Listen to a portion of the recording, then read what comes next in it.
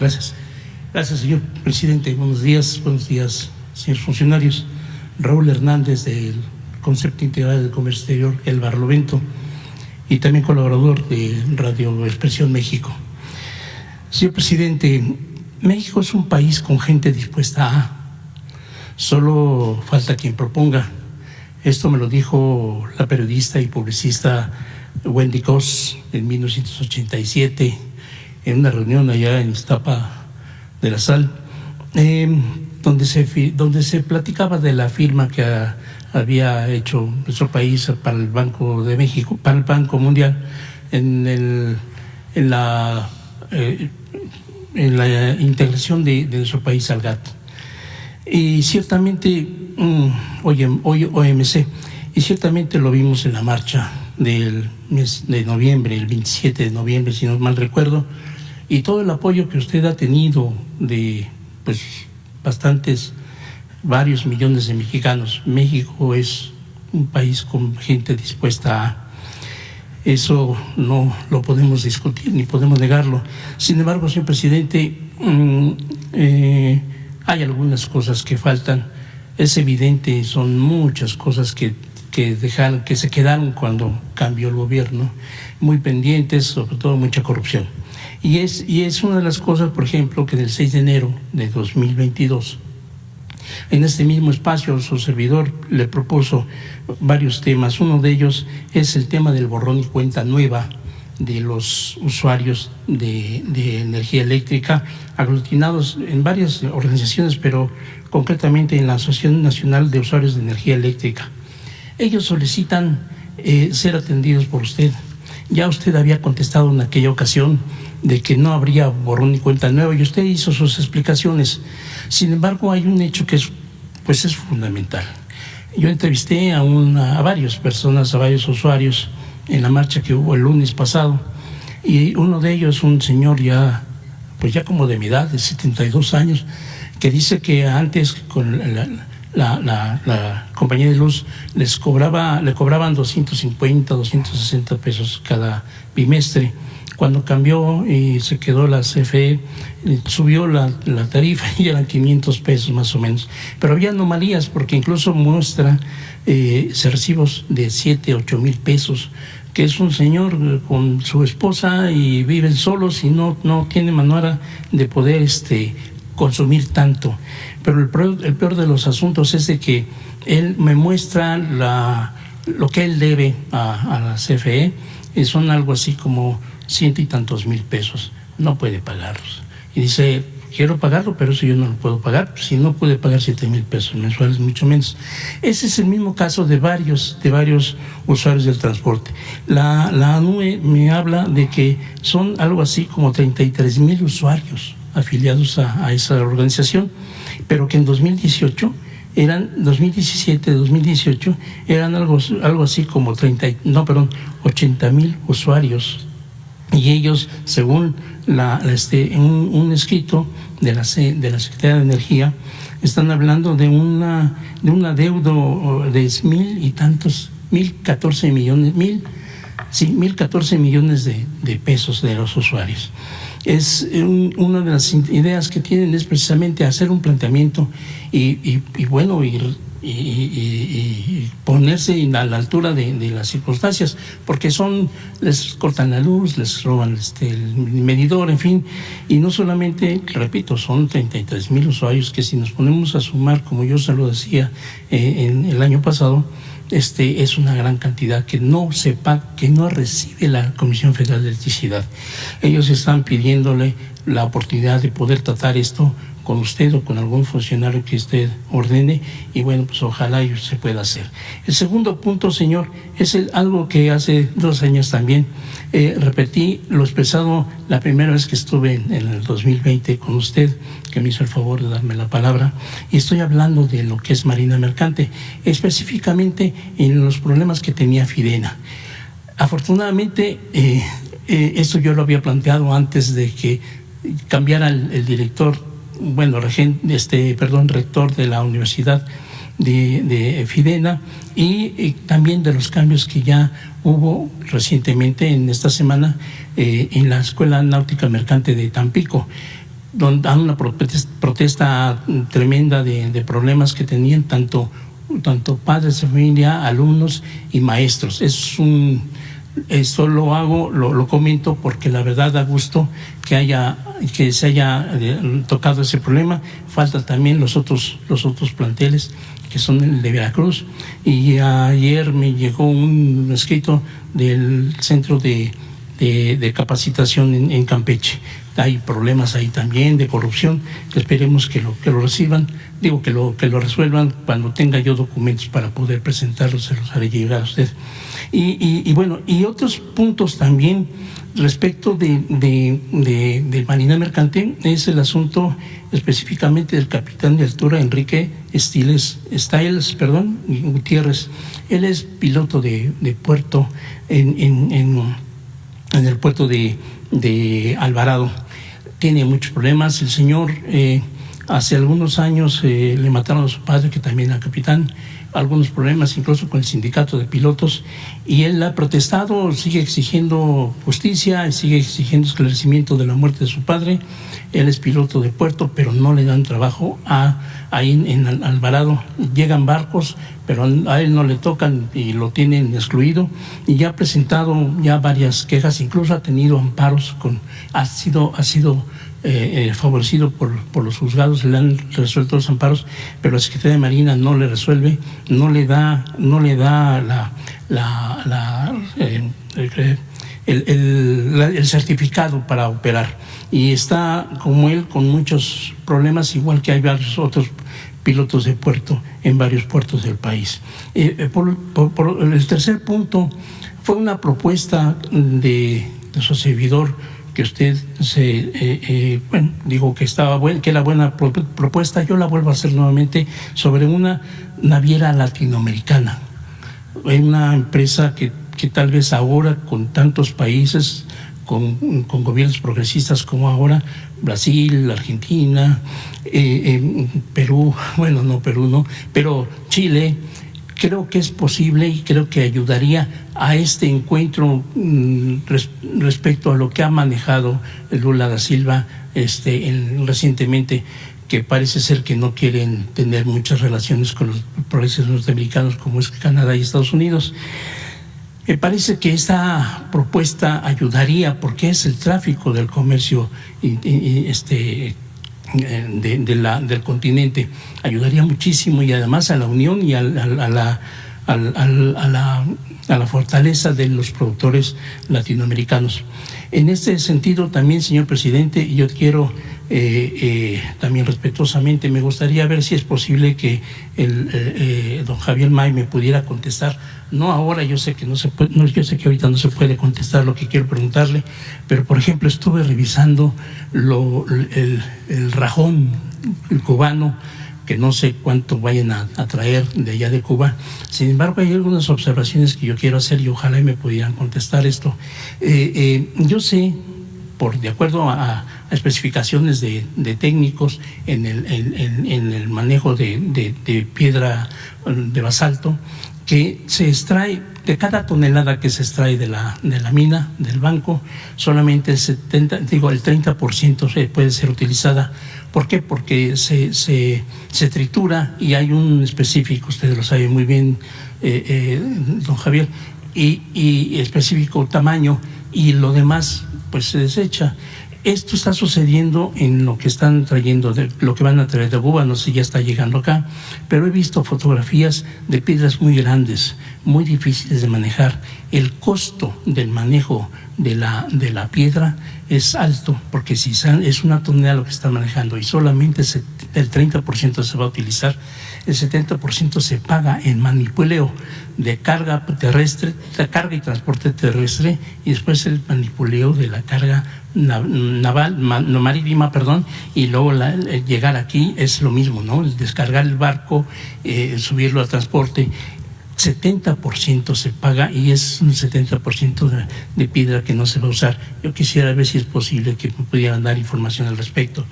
Y el último punto, señor presidente, los trabajadores portuarios de Veracruz, que han sido engañados y han sido maltratados por un individuo Alejandro Pulido Cueto. Ya incluso fueron recibidos por Jesús Ramírez, tuvo la atención.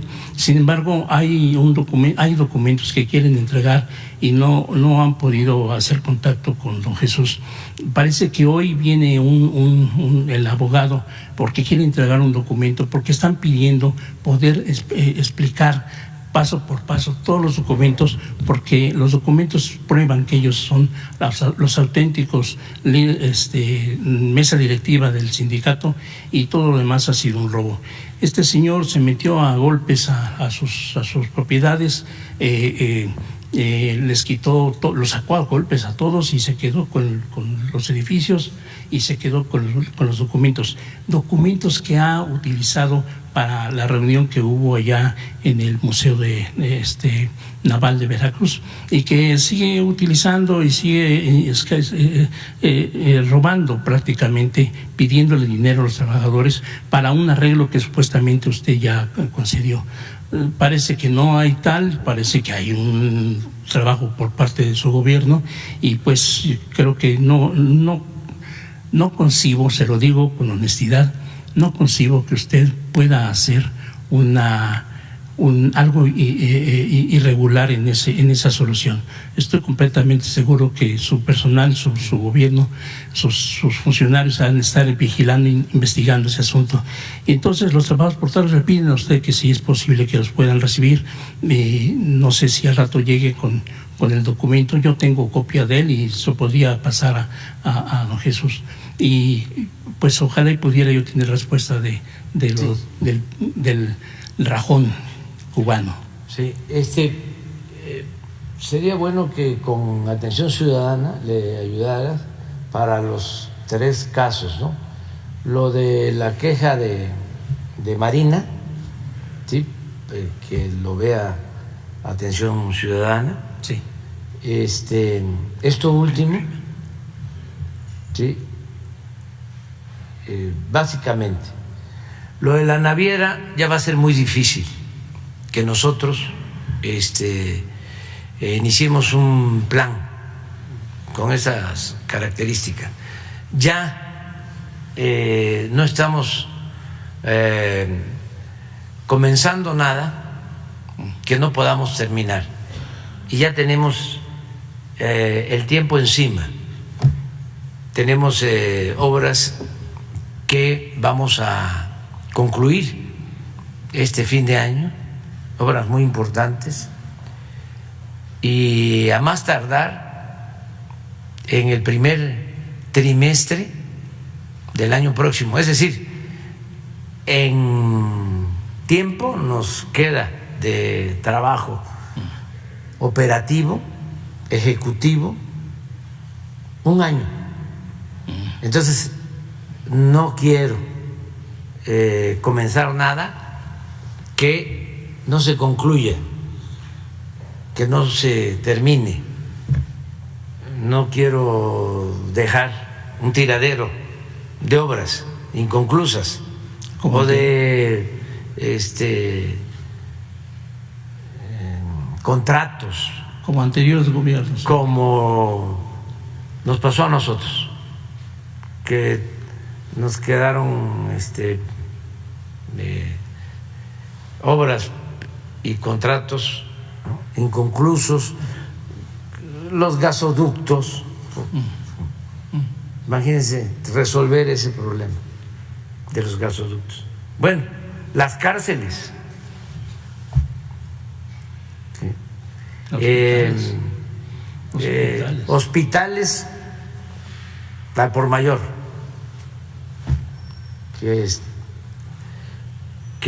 los hacían por la tranza. Y sí aplica la máxima de que el pueblo se cansa de tanta pinche tranza.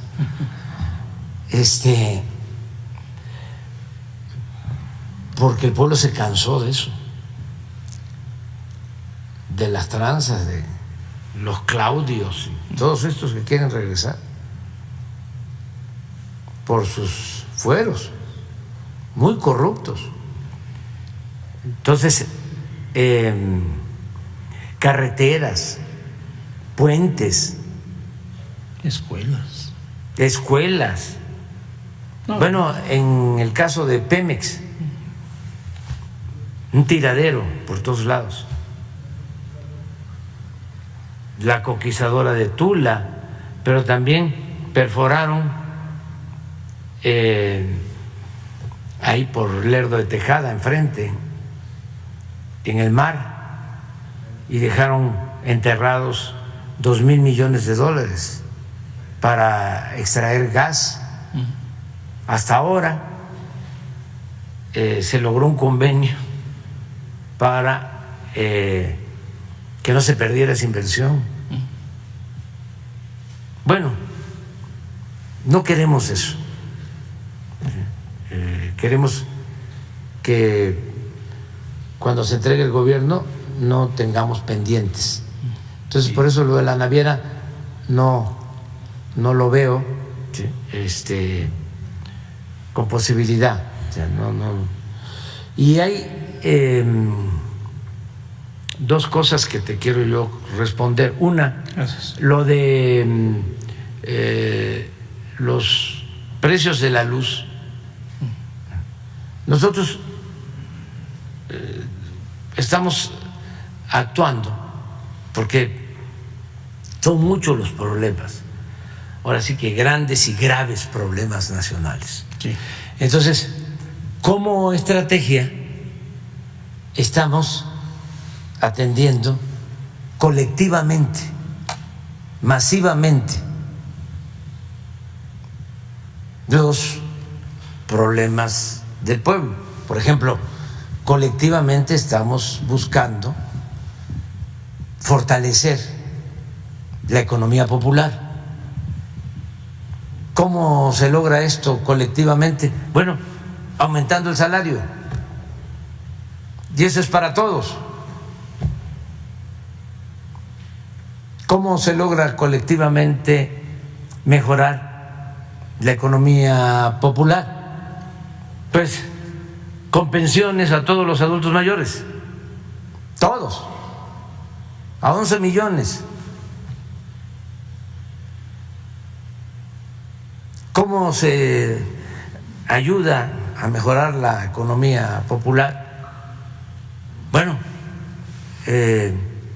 con trabajo a los jóvenes, a 2,400,000 jóvenes. O sea, ya no tenemos programas experimentales, porque el gobierno no es un centro de investigación, no es una universidad pública. Aquí tenemos que atender a todo el pueblo. Y me llena de satisfacción poder decir que del presupuesto público reciben apoyo, aunque sea limitado, 30 millones de familias. Y lo puedo probar, de 35 millones. Eso nunca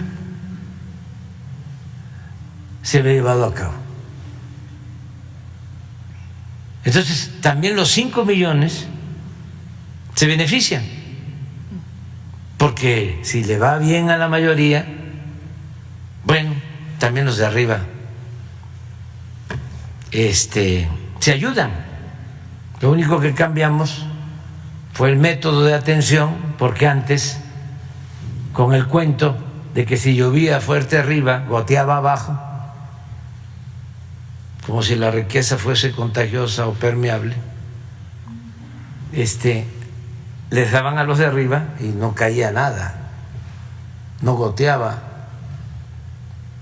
Ya saben cómo decían, ¿no? Es como una copa, se llena la copa y se derrama. No, se llenaba la copa y ponían otra copa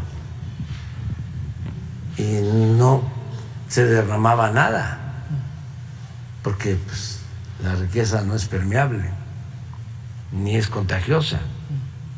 Entonces, lo que cambiamos va el apoyo de abajo para arriba, porque nuestra sociedad es muy desigual y piramidal. Pero a esos 5 millones también les llega el apoyo, porque si hay crecimiento, si hay inversión extranjera, si hay empleos, si hay circulante, hay dinero, si se fortalece el mercado interno, pues se benefician comerciantes, industriales, banqueros. Vean nada más las utilidades de los banqueros el año pasado.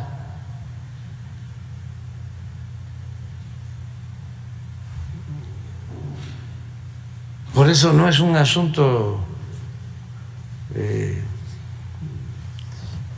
solo económico, pues las diferencias que tenemos, es un asunto ideológico, que son muy reaccionarios, conservadores, rancios.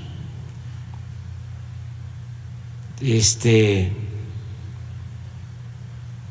va bien, pero no están a gusto. A ver, ¿por qué no pones lo que ganaron, que me da hasta pena, los banqueros el año pasado? Debe estar en El Economista o en el, ¿cómo se llama el otro? El Financiero. Creo que en El Economista hay una tablita, es récord las utilidades. Sí.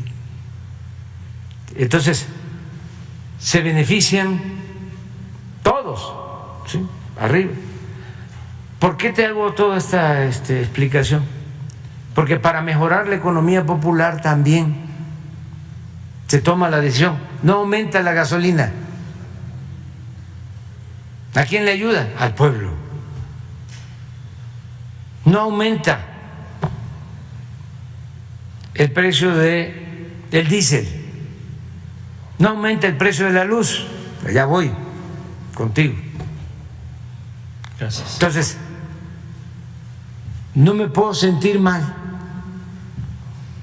porque desde que estoy en el gobierno estoy cumpliendo con mi compromiso de que no iba a aumentar el precio de la luz en términos reales. Significa que solo iba a aumentar, ¿sí?, conforme a la inflación. Bueno, ni eso. No ha aumentado ni siquiera de conformidad con la inflación. Entonces, eso es lo que yo puedo hacer, eso es lo que yo estoy cumpliendo. Si llega un recibo, ¿sí?, de luz elevadísimo, pues es una injusticia. Pero puede ser la excepción, no puede ser, es la excepción, no es la regla.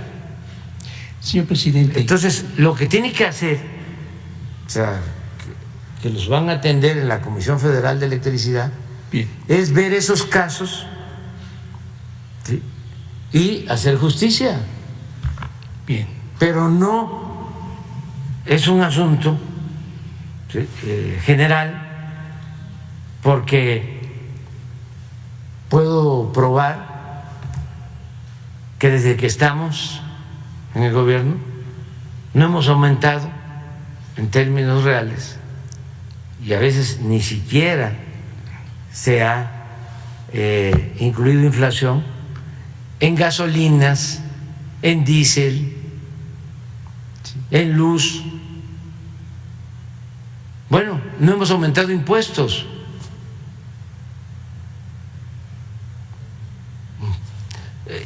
Esa es una política. Esa política ¿sí? Es ofensiva para los tecnócratas, empleados de oligarcas. A eso es a lo que llaman populismo, paternalismo, socialismo, comunismo. El atender a la mayoría del pueblo. Esa es una respuesta que te doy. De todas maneras, te van a atender. Bien, señor. Lo segundo, es que bueno que también lo preguntas, porque no tarda y salen los Claudios, ya salieron, ¿no?, a decir de que cómo vamos a tener relaciones con Cuba, y los médicos, y que cómo que se va a traer el balasto de Cuba. Mira, es algo muy especial. Resulta que el balasto solo se tiene en Tuxtla. Sí. No hay balasto en el sur de Veracruz, no hay balasto en Chiapas, no hay balasto en Tabasco. Nosotros tenemos ahí el Cerro del Tortuguero, famoso, que era una zona arqueológica y está convertido en bancos de material, que de ahí ha salido la grava para hacer todos los caminos, carreteras de esa región. Bueno, pero no es balasto, es otro tipo de material. Y no hay balasto en la península de Yucatán. Así es. Entonces, solamente por cuestiones así extrañas de la geología, hay en Tuxtla, El Bazapote. y hay en Cuba, Así es. en Matanzas, Cuba. Como la distancia de Cuba ¿sí?, a la península de Veracruz a la península es casi igual. no es considerable, se decidió traer el balasto con dificultades, porque de manera injusta Cuba padece de un bloqueo, ¿sí?, y ya hablábamos que está hasta en una lista de supuestos países terroristas que le impide al pueblo cubano hacer operaciones comerciales, económicas, casi todo el mundo. Ustedes saben que para pagarle a los trabajadores del servicio diplomático cubano en embajadas, lo tienen que hacer en efectivo, porque no pueden abrir una cuenta en un banco, porque todo el sistema financiero, que es muy injusto, los tiene vetados por esa disposición del gobierno de Estados Unidos de ponerlo en la lista de países terroristas. A ver. ¿Con qué pruebas de terrorismo de Cuba? Eso quiere decir. Permíteme. Sí, perdón. Sí, bueno, te estoy hablando de las dificultades. Sí. Bueno, se contratan barcos y las barcazas que se necesitan, Sí. ¿sí?, empiezan a romper acuerdos porque empieza la presión.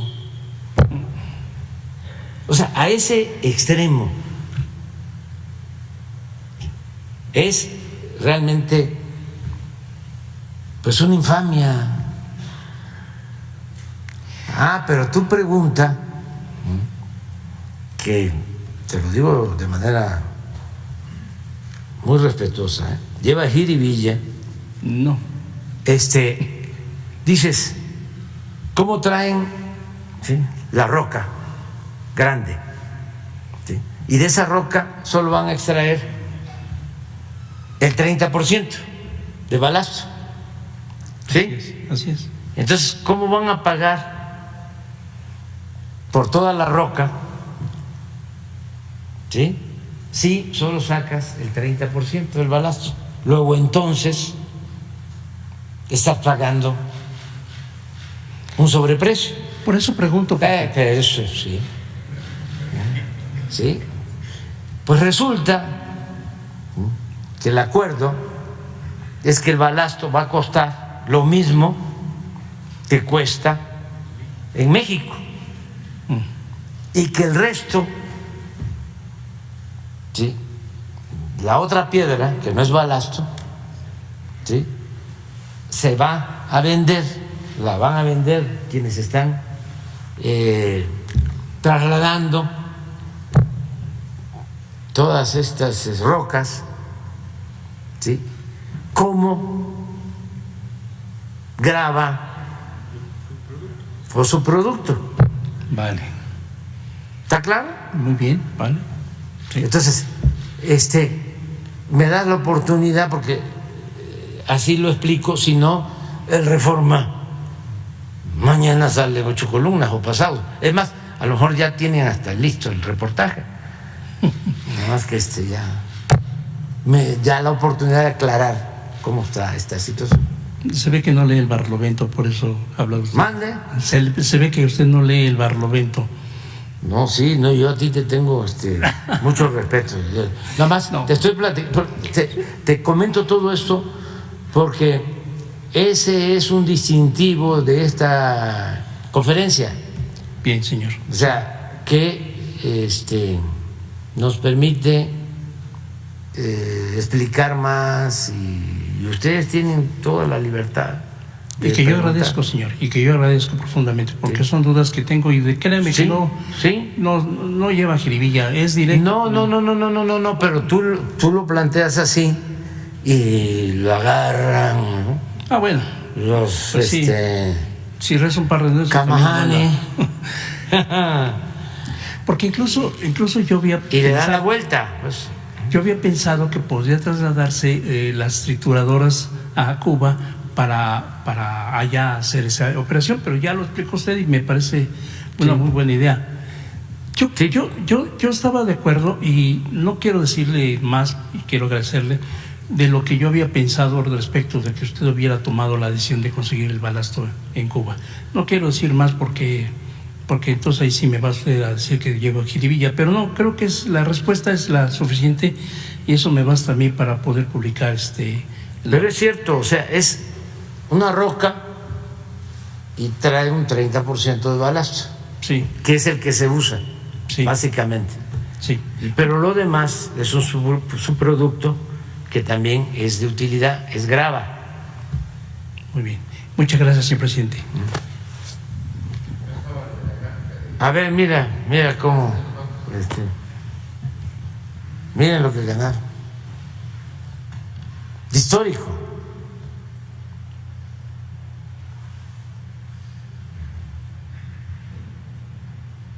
Pero les voy a decir algo, que aún con toda esa ganancia de bancos, y no hay empresarios, son muy pocos, que puedan decir que les ha ido mal. Pero saben que también le ha ido muy bien al pueblo, a la mayoría del pueblo. ¿Y cómo es que se logra que le vaya bien a los de arriba y les vaya bien a los de abajo? ¿Por qué lo hemos logrado? Ahora sí me voy a ver muy tecnócrata. Les voy a hablar en la jeringonza tecnocrática. Porque ya quitamos la variable corrupción.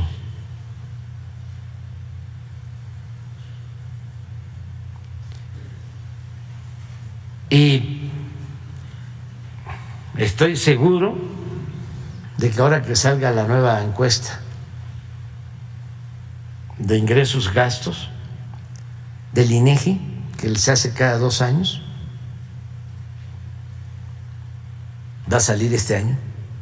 La levantaron el año pasado, la levantan cada 2 años. Va a reducirse la pobreza en México. Eso es lo que va a registrar la encuesta.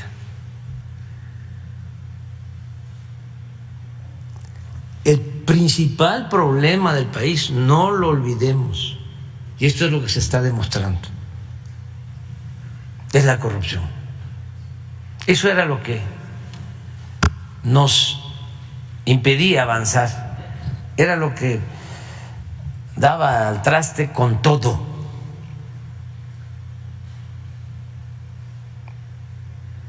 Porque además la corrupción tiene que ver con la extravagancia, con lo improductivo, con el lujo barato. No tiene ese dinero sustraído de manera ilegal un destino que permita beneficios. ¿Qué es lo que hacen estos corruptos? Comprarse coches de lujo. ¿A dónde producen esos coches de lujo? Pues no hay en las plantas automotrices de México. Por lo general son importados.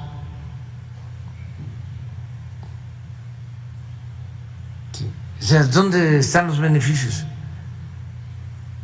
Las motos esas que cada quien tiene sus gustos, son muy bonitas y además las pueden comprar quienes no roban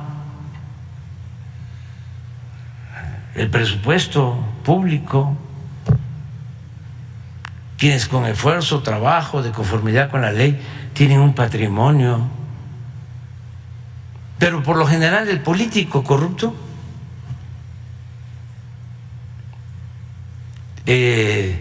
es una lacra,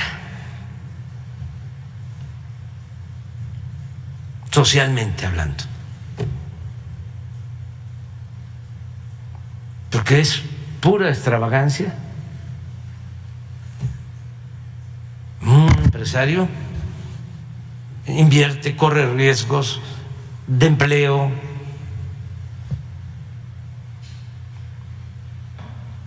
pero un político corrupto, además terminan llevándose el dinero a otras partes, los paraísos fiscales. ¿Ustedes creen que siempre están usando sus departamentos en Miami o en Nueva York? No, pues en Europa, si acaso los usan cada 15 días, un mes, los mantienen cerrados con sus cuidadores pagando mantenimiento. Una economía completamente improductiva.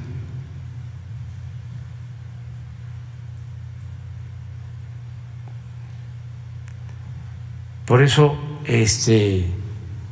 nos está funcionando el modelo,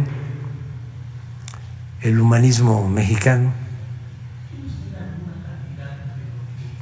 ¿Se robaban?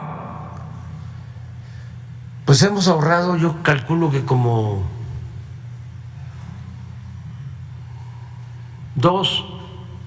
de 2 a 3 billones. No, porque sí, en un informe hice una cuenta pero pues es muchísimo, porque no solo era lo que se robaba, sino los lujos.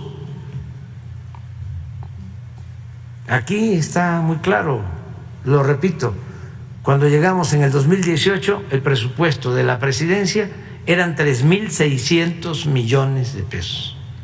3.600 millones de pesos. Y el año pasado se ejercieron 500 millones.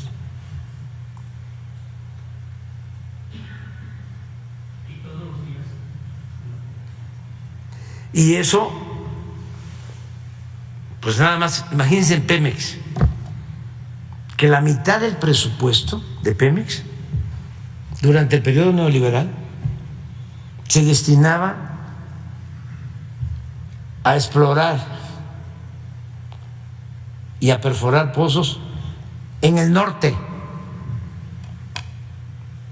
y en aguas profundas, donde no hay petróleo, y si hay, cuesta muchísimo extraerlo. Cuando el petróleo, pues todos sabemos, está en el sureste, en tierra, en aguas someras. Ya Tabasco, después de 20 años, volvió a ser el principal productor de petróleo del país. ¿Y cuánto nos cuesta sacar el petróleo en Tabasco? A razón de $6-8 por barril.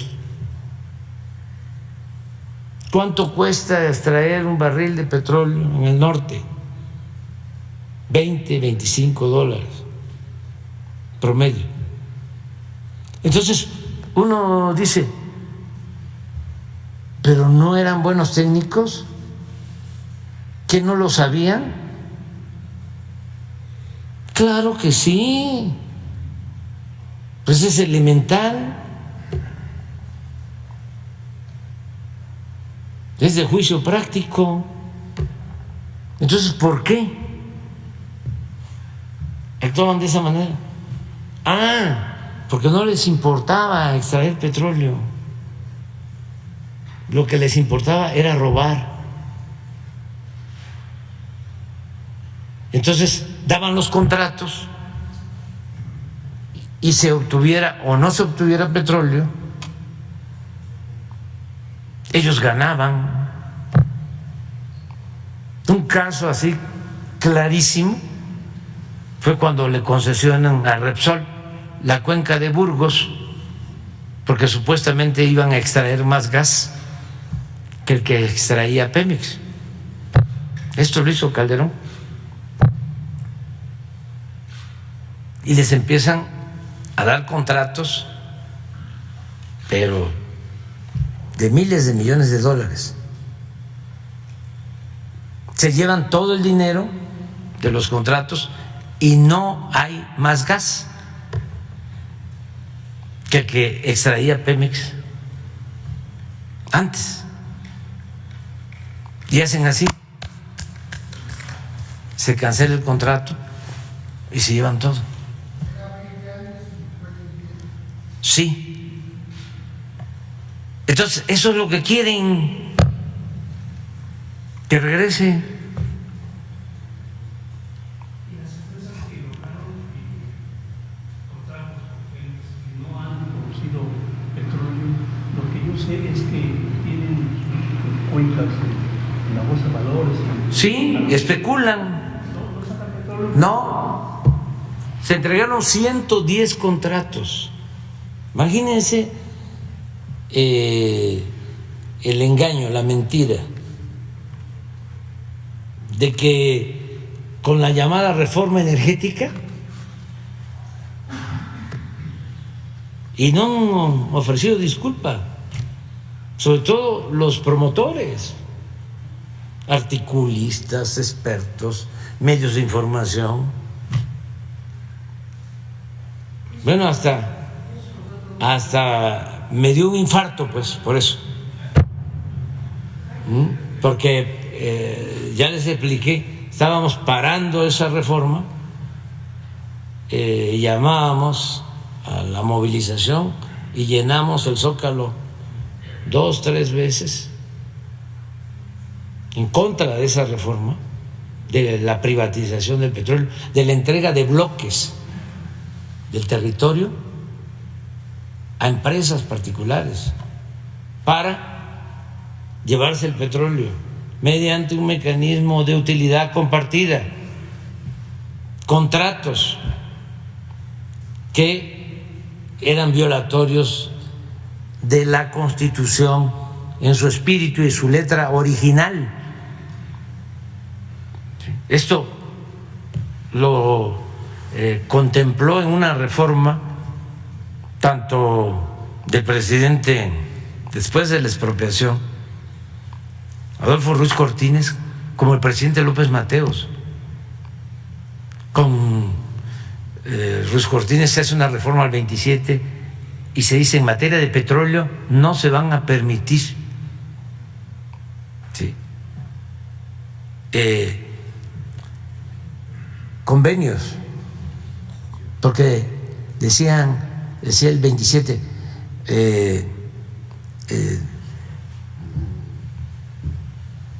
que se podían permitir, o no estaba claro si se podían permitir convenios y contratos. Entonces don Adolfo dice: no van a haber convenios, porque ya habíamos entregado todo el litoral del Golfo después de la expropiación, con los llamados contratos riesgos a empresas extranjeras. Imagínense, nos salvamos de milagro, porque se cancelan esos contratos riesgos con Díaz Ordaz, estando don Jesús Reyes Heroles, el director de Pemex. Se cancelan y a los 3 años, 5 años, se encuentra el yacimiento de Cantarell, pero ya era de nuevo de la nación, y ese yacimiento estaba en los contratos riesgos entregados a empresas extranjeras petroleras. Bueno, después de que hace esa modificación constitucional don Adolfo Ruiz Cortines, viene López Mateos y dice: no se permite en materia de petróleos ni contratos, ni concesiones, ni contratos. Entonces, llevan a cabo la reforma que traen hasta abogados del extranjero, ¿sí?, para amarrar todo con transitorios a la Constitución, y se entregan los bloques, entregan 110 contratos de estos, y empiezan a decir que sí incrementar la producción petrolera, creo que en 2-3 millones de barriles diarios con la reforma energética. Entregan los contratos y lo que tú dices, no invierten, empiezan a vender las acciones y ponen en el mercado financiero las concesiones para especular. Y de los 110 contratos hay como 3 en donde se invirtió y en donde están explorando, pero están extrayendo, han pasado 6 años ya, 8, como 20,000 barriles diarios. No me voy a meter porque es lo mismo de la reforma al Poder Judicial. Imagínense. No, claro que podrían cancelarse porque incumplieron, no invirtieron, Pero no, como afortunadamente el pueblo de México dijo basta y se inició la cuarta transformación, no les dio tiempo de entregarlo todo, porque quedó pendiente. Fíjense que iban a entregar el litoral de Yucatán y de Quintana Roo, toda la zona turística, pero ya no les dio tiempo, como tampoco les dio tiempo de poner a todos sus empleados en los órganos reguladores, en la CRE y en la Comisión de Hidrocarburos. Entonces, afortunadamente, tuvimos la posibilidad de hacer nosotros las propuestas, y quienes están ahí mayoritariamente son patriotas, no mercenarios. Entonces, no les dio tiempo de robárselo todo. Además, era mucho lo que tenía la nación, bastante. Cuando iba yo a entrar a la presidencia, me dijo un famoso político del régimen: ¿y cómo le van a hacer con lo que nos dejaron? Con eso. Porque en el caso del petróleo llegaron a quedarse con el 20% del potencial y el 80% no lo entregaron porque ya no seguimos con las llamadas rondas. ¿Y por qué pude decir ya no vamos a seguir privatizando o entregando áreas petroleras? Porque desde las primeras reuniones les dije: inviertan, produzcan, desarrollen ya los campos que tienen, y si invierten y producen y desarrollan los campos petroleros que ya les fueron otorgados, entonces sí pensamos en la posibilidad de hacer una convocatoria nueva. Pero como no invirtieron nada, porque todo fue pura especulación.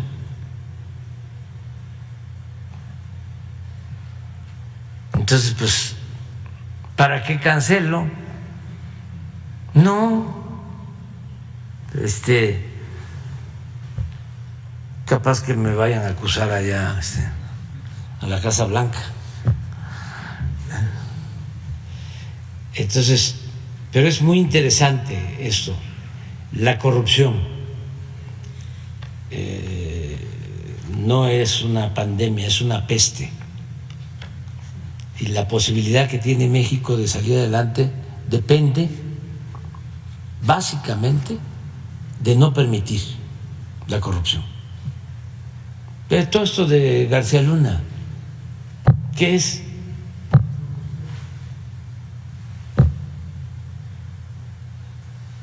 Todo es corrupción, es dinero. Y eso fue lo que arruinó por completo, no al país, porque a México lo salva a su gente, sus culturas, pero sí al llamado modelo neoliberal, que ya ni se habla de eso. Algunos ahí que lo siguen aplicando en el mundo, pero les va muy mal, muy mal. las llamadas reformas estructurales. Adelante.